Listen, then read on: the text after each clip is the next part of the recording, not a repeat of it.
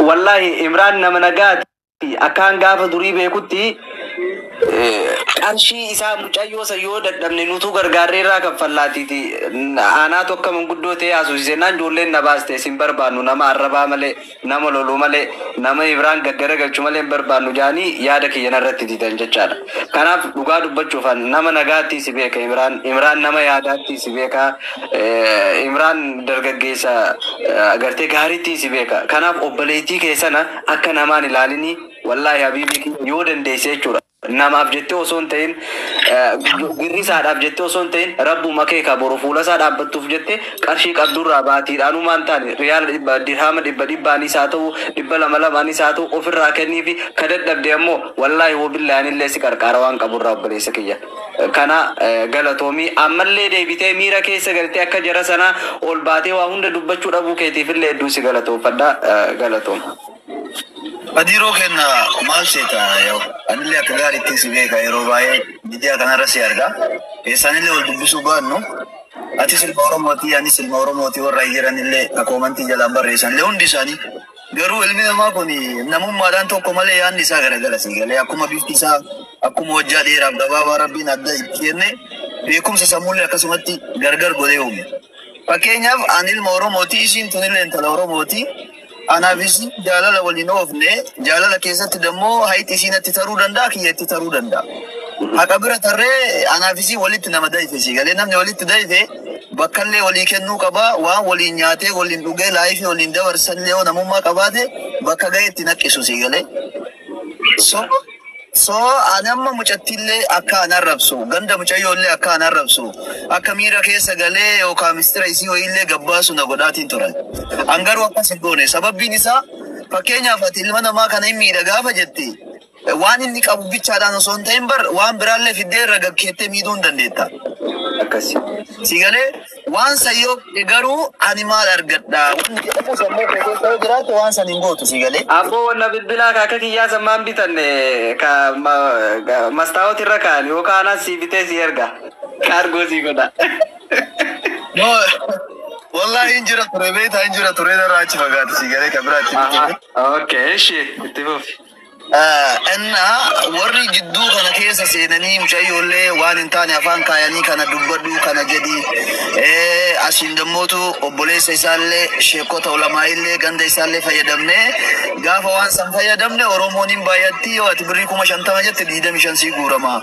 يو ديدا ميشان جت كوداوي سيغورما بيفا كنا نتديم نجدني مشايو رابري نياتني كيسة روبي قدني وان نسان نقولندو أنا ملّي تاناني مشايو تانا راسون उनखाने सूरा इसी योखान डमो वीडियो इसी जब नायर की तेलाई इसी नवल इंदवर सिते टिकटॉक कर योखान फेसबुक कर रफीदू मिती बर्रेफो में इसी नाबर रेस्टी सगले इसी नायर की ते नाये बिफ्तो आता हो नार रब सितो आता हो जालालान सगले नायर की तो आता हो या किसी बुदेंबे होगा टिकटॉक योखान फेसबुक कर रबाज़ो मिती मिती गरो उम्मन नि जलें को नि अकानी गंदा रब सु अकानी ओली सीबा सु बतावन निशानी बोलें إما أنا في سي جدتي وان ديما ما توقفنا يسي ربي مالي نمني توقم بي أكسي مالك يسي نابرستي مالك برستي مالك والقدات الري مالك ناكنت مالك يسي كنة أنا يسي ربي توقفه تاي مالي نمني سود عربية تاي دبي كانوا بيه كنجرو نمني توبيا تاي سود عربية كانوا بيه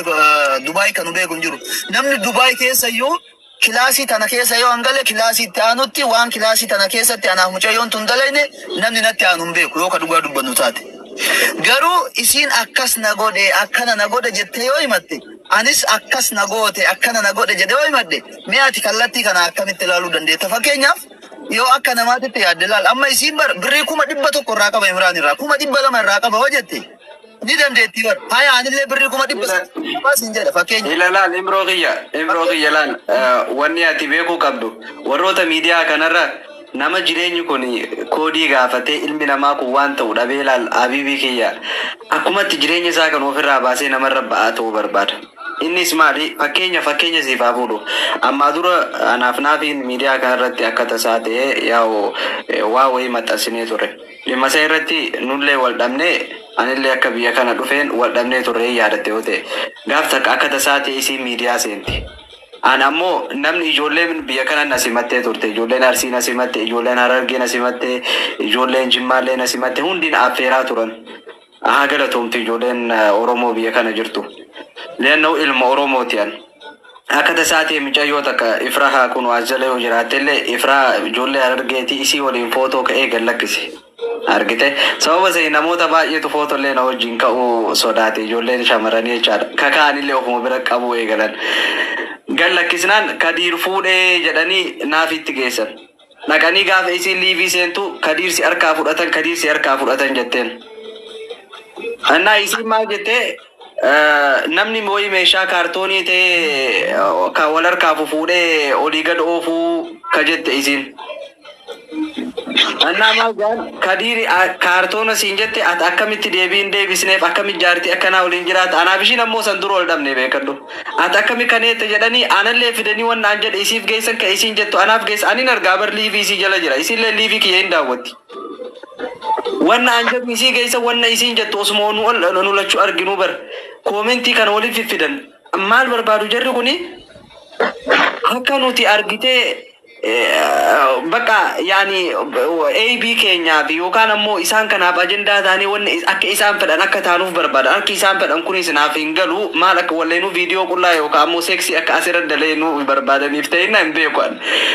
Kanaaf maaliin hubadheen gaafa sana amma deebii takkan deebisneen isaaniifis haa ta'u naafiifillee deebii hin deebisne maaliif hin cadhise jarri kun maal akka isaan barbaadanii naa gale jechuudha. Isii miira keessa galchan. Annan wanni miira keessa na galchu maalidha? Ishii kun footoo kana hojii olii gad oofaniiti miira keessa galchan miti. Ancanii callise. Liivii sin seenne way barreeffama sin barreessine usee itti ilaalu wanti godhe jechuudha. Kanaaf atillee amma callisuun san wanna silaa dhufu guddaa hambiste. Akkuma siin jedhe amma ijoolleen maal goote? Atiis ijoollee Baalee bakka hin buufatin, isilleen Arsii bakka hin buufatin, haga Arsii fi Baaleetti deemanii arraba gadi guuran jechuudha. Isin lachuutu ammoo jara kanaaf beekadhu abukaattoo nuuf ta'an jenneen. Mucayyoollee naaqa kiyyoo dandeessan naa gaafadhaa ittiin malee Imraan naaf arrabsaa Baalee naaf arrabsaan jenneen. Atillee gartee jara kanaa koottaa nu jidduu dubbadhaan jenneen. Zim jedhanii akka tiisisaa keessatti tolluuf jedhan argite.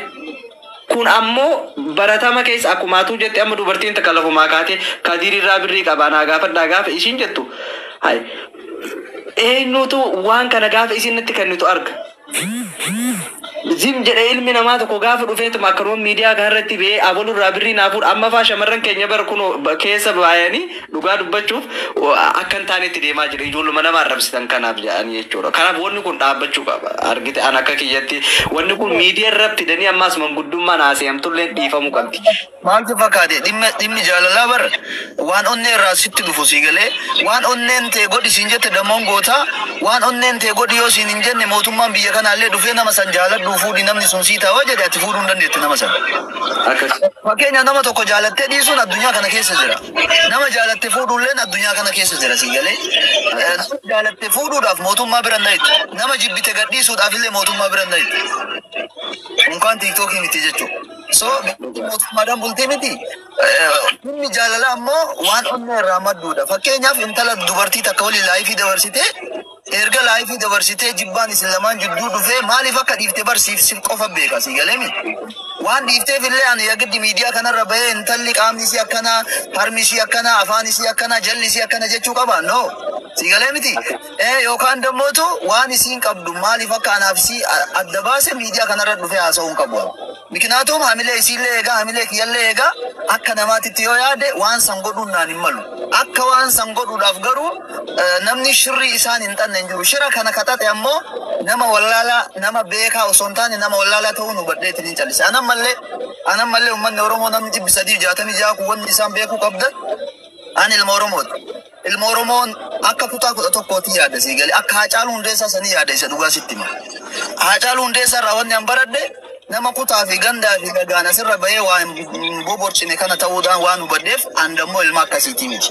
Warri na fakkaatanii isiillee arrabsitan, warri isii fakkaatanillee baalee arrabsitan, warri isii fakkaatanillee ulamaa'illee arrabsitan, obboleessa namaallee haadha namaallee maatii namaatittillee tartan irraa of qusadha. Ani mucayyoon tuni yoo haqanarraa qabaatte rakkoon qabu an suuta kennuuf hin danda'a. Haqa san anaa fi sii rabbiin malee namni beeku tokkollee hin jiru.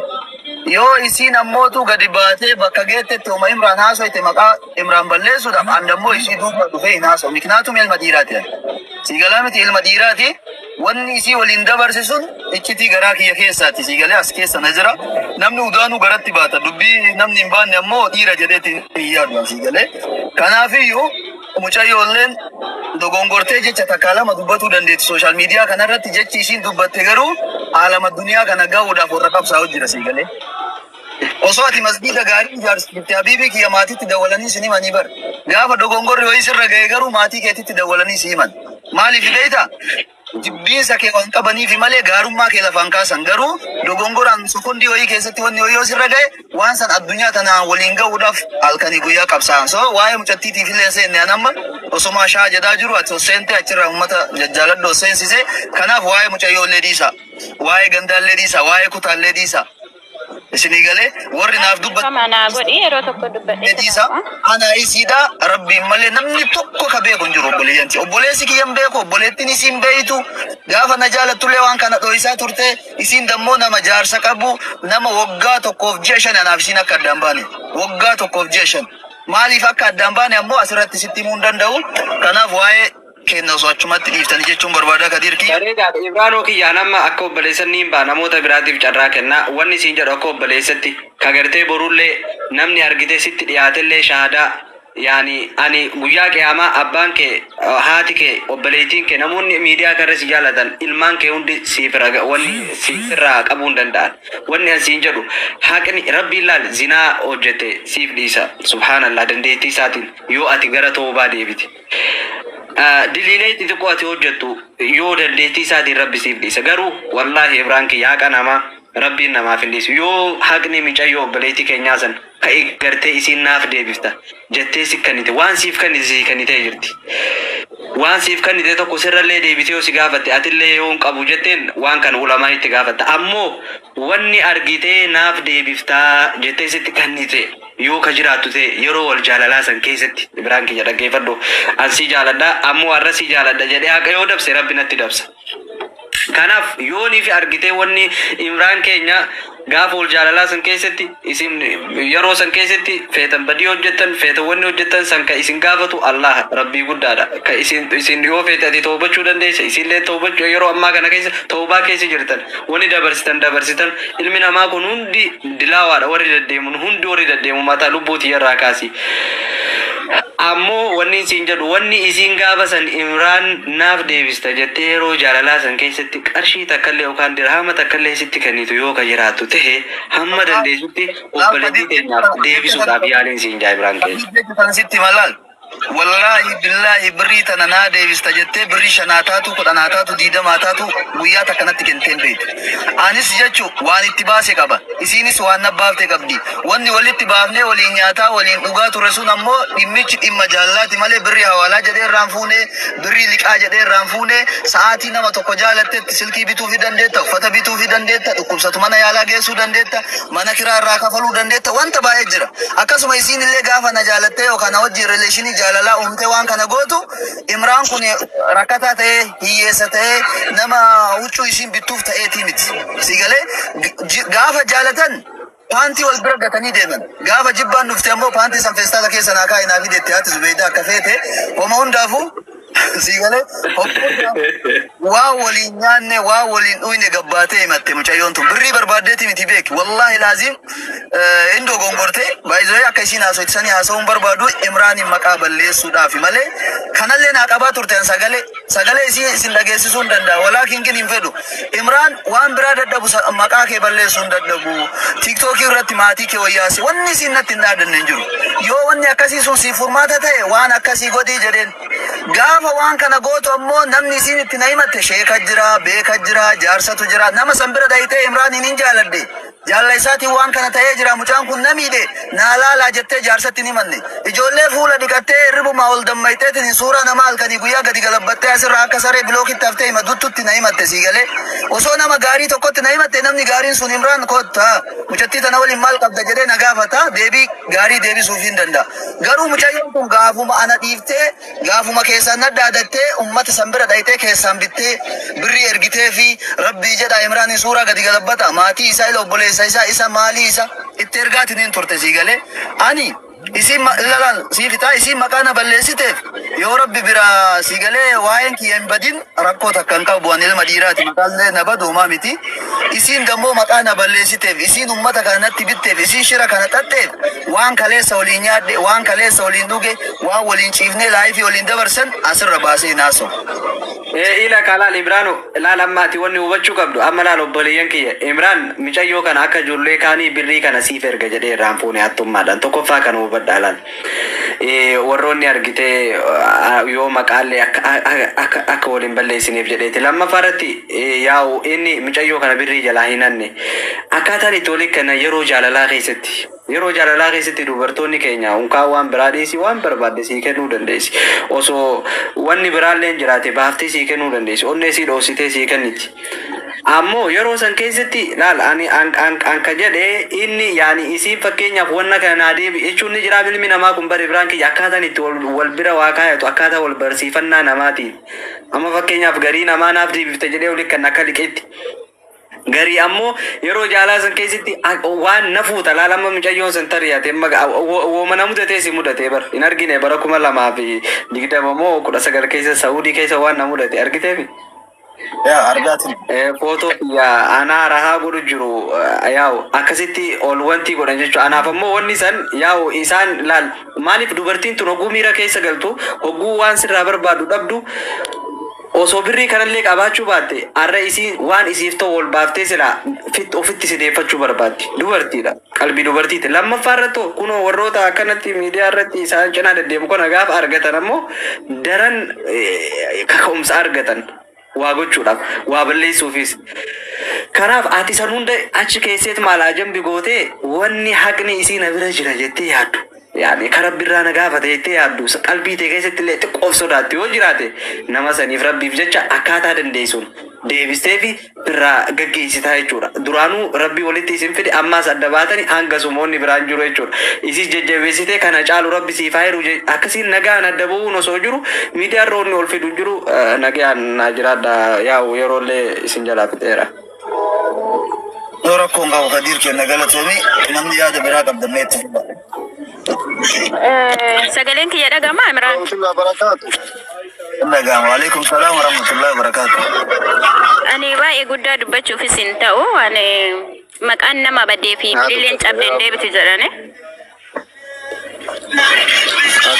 Waan guddaa dubbachuu barbaanne kunge. Akkasii Imraan keenya baay'ee si galateeffanna akkasumas si kabajna nama miidiyaa kanarraa dinqisiifadhu keessaa ati nama tokkodha. Nama gorsuu malee waan badaarraa goraa malee nyaatamina malee of eegaa malee guyyaa takka waa'ee gandummaa waa'ee Arsii waa'ee Baalee waa'ee Jimmaa waa'ee Harargee uumama dubbachuu hankee sin argine guddaan uf galatoomii osoo sareen itti dhaabattee duttu leencii biraa deema ka jedhan nama akka hankeetii kana warroonni dubartoota gizee jaalalaa qarshii teessanii abbaa barbaaddanii kennaa yoo jibbitan immoo hin gaafatina kun dhaamsa kiyya ijoollee dhiiraa ammoo nama isin kenne irraa nyaadha wallaa nyaadha anatu isin dhaame waa'ee mucayyoo kanaa yookiin waa'ee mucaa kanaa haasa'u osoo hin taane haalataa namni keenya itti jiru ilmi namaa yeroo ammaa jireenya namaa jiraachuu jammaree jira. Yeroo jireenya shaanxaa nama harkaa fudhattee fiidde kanatti jireenya namaa jiraachuu maaltu barbaachiseedha kun. Kanaafuu warroonni Imraan fakkaatanii mucayyoo miidhuuf mucayyoo fakkaatanii Imraan hin miidhuuf yaaddanii